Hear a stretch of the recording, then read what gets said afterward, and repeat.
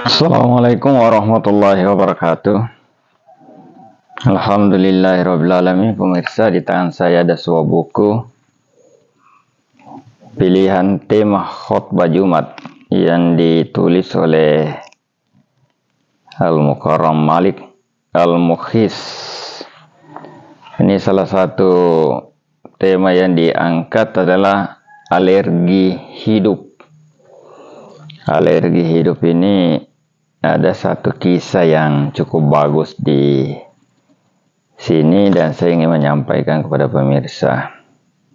Nah, kebanyakan banyak juga orang yang tidak suka membaca, suka mendengar, maka saya akan mencoba membacakan ini, mudah-mudahan bisa didengar oleh pemirsa untuk jadi bahan pelajaran juga di hidup ini. Ya, tema ini dimulai dengan menyajikan firman Allah dalam surat Al-Ma'arij, itu surat ke-70 ayat 19 sampai 22 yang berbunyi, A'udzubillahi minasyaitonirrajim, bismillahirrahmanirrahim. Innal insana khuliqa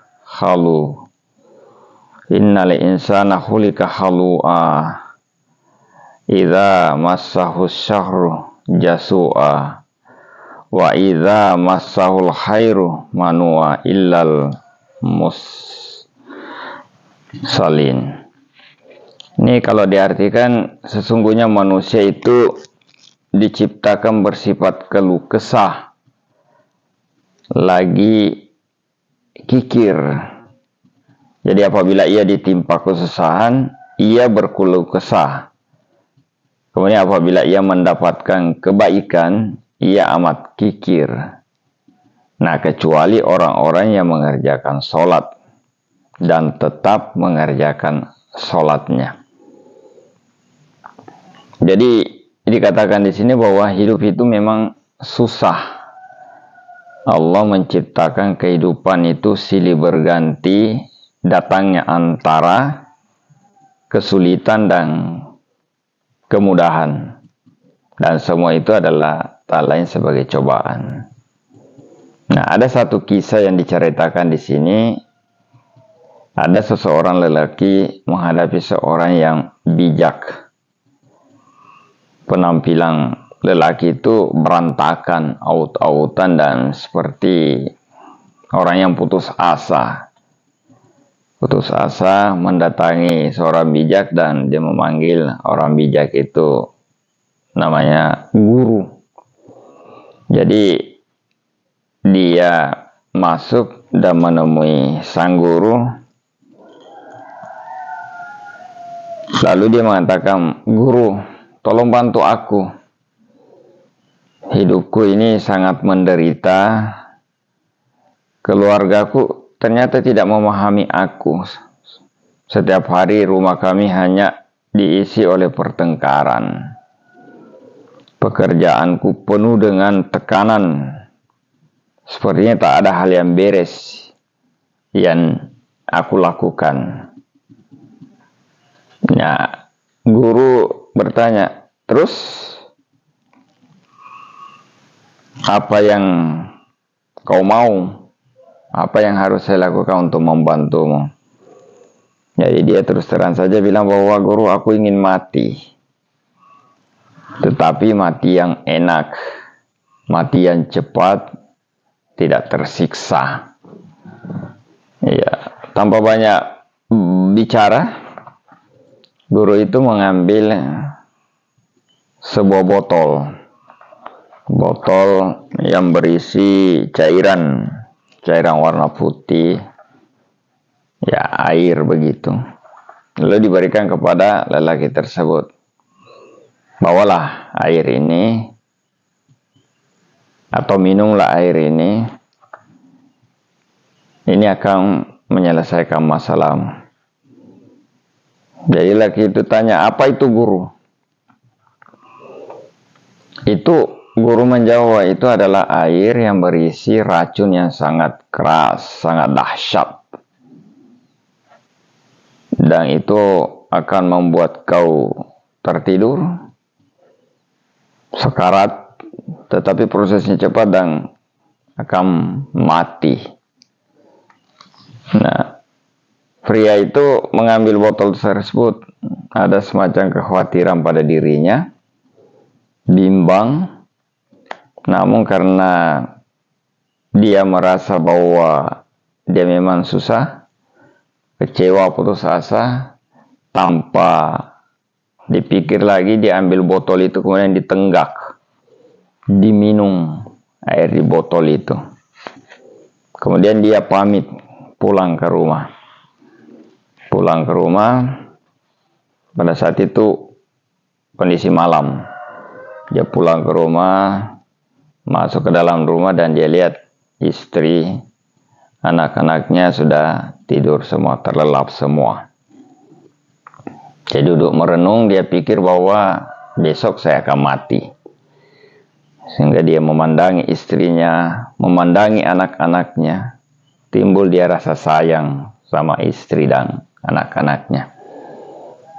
Istrinya dicium, dipakaikan selimut. Kemudian anaknya dicium, pakaikan selimut. Kemudian dia berangkat ke kamar mandi, mengambil air wudhu. Kemudian dia pergi sembahyang 2 rakaat, bersikir di situ. Selesai itu, kemudian dia tidur sambil membaca doa, istighfar, mohon ampun kepada Allah Subhanahu wa taala.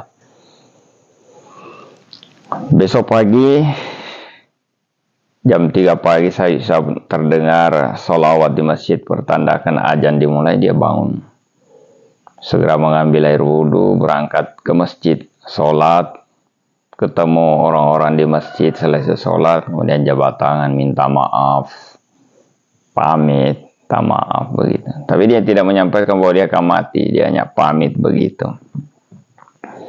Pamit, pulang ke rumah, istrinya masih istirahat, dia ke dapur, memasak, membuatkan makanan istri dan anaknya. Dia berpikir bahwa karena akan mati hari ini, mungkin sampai sebentar sore, dia akan berusaha berbuat sebaik mungkin pada istri dan anaknya. Ini dia pikir ini akan perpisahan terakhir. Dia semangat makan, istrinya dan anak-anaknya tentu heran, tapi tidak berani menegur. Dia senyum, dipersilakan istrinya makan. Mereka makan bersama. Tertawa, dia mancing ketawa, nanya cerita, tanya anaknya sekolahnya ini. Selama ini tidak pernah. Sekolahnya bagaimana? Karena kesibukan kerjanya tidak pernah ada kesempatan untuk seperti itu. Tanya istrinya bagaimana hari ini. Ngobrol. Istrinya menanggapi dan senyum, bahagia, sambil tetap bingung melihat kelakuan suaminya. Habis makan, dia menyiapkan diri, mandi, pakai baju yang terbaik, berangkat ke kantor sambil pamitan mencium istri dan anak-anaknya. Sampai di kantor, tentu mengucapkan salam, karena dia pemimpin di kantornya, mengucapkan salam, kemudian jabat tangan, apa kabar, kemudian memimpin rapat. Nah, rapat dipimpin ini biasanya tegang, marah-marah, karena pekerjaan tidak selesai, tidak capai target, selalu marah. Tegang terus, di bawah tekanan. Kali ini dia sedikit rileks, santai, dia tidak terlalu berpikir lagi keuntungan, yang penting dia ingin menyenangkan dulu karyawannya. Seluruh karyawannya juga bingung, tetapi merasa senang akan perubahan pimpinannya ini. Selesai rapat, dia jabatan, minta maaf kepada seluruh karyawan, bahkan memberi sumbangan kepada karyawannya sekedar untuk uang jajan. Karyawannya semakin senang, ketawa. Nah, di saat seperti itu dia merasa seperti lapang dadanya, seperti semangatnya kembali muncul. Ternyata dia bisa santai seperti ini. Karena semangatnya muncul, akhirnya dia bisa bekerja. Sampai malamnya, ternyata dia belum mati juga. Akhirnya dikembali ke guru tersebut mempertanyakan, "Guru, kok saya belum mati? Padahal saya ini sudah 1 hari saya minum racun tersebut." Nah, kemudian guru tersebut mengambil botol yang kedua. Kalau ini lebih parah lagi, lebih dahsyat lagi kalau begitu, berarti itu gagal itu.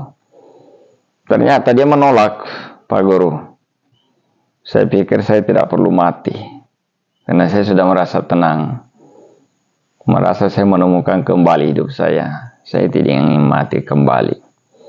Jadi Pak gurunya menarik kembali botolnya dan mengatakan bahwa sebenarnya itu bukan racun. Itu cuma air biasa. Alhamdulillah, saya tidak perlu menjelaskan lagi apa makna dibalik pemberian air saya itu. Ternyata Anda menemukan diri kembali. Bahwa pada dasarnya, jangan dikejar-kejar kematian tersebut. Hidup ini sementara sebenarnya. Jangan terlalu tegang dan selalu berbuat baik. Jangan terlalu dikejar tekanan di kantor. Kalau misalnya pekerjaan anak-anak di kantor tidak tercapai, cukup dievaluasi saja. Barangkali mungkin terlalu tinggi target yang diinginkan sehingga tidak tercapai. Dan tidak perlu marah-marah. Itu akan membuat kita lebih tenang, lebih santai. Kalau ada keuntungan, berapapun keuntungan itu disyukuri. Jangan terlalu berlebihan. Itu kurang lebih itu nasihat gurunya. Dan dia merenung, meresapi benar apa yang dikatakan oleh guru. Ternyata saya selama ini terlalu greget, nafsu, emosi, sehingga apa saja saya lihat salah. Sampai di rumah salah. Sehingga saya justru cenderung tegang, bahkan darah tinggi. Sehingga membuat saya stres, ingin mengakhiri hidup saya. Ternyata hidup ini sebenarnya simple. Menghargai, mensyukuri yang ada, dan laksanakan tugas dengan baik, semampu yang kita bisa laksanakan. Yang penting tidak dibuat-buat, dan tidak bermain-main, dan tidak istilahnya malas-malasan. Tetap semangat, mudah-mudahan ada manfaatnya. Demikian isi dari buku ini, mudah-mudahan bisa jadi motivasi bagi kita untuk selalu berusaha yang terbaik, tapi tetap bersyukur apa yang kita dapatkan. Jangan memaksakan hal-hal yang tidak harusnya kita paksakan. Demikian pemirsa. Assalamualaikum warahmatullahi wabarakatuh.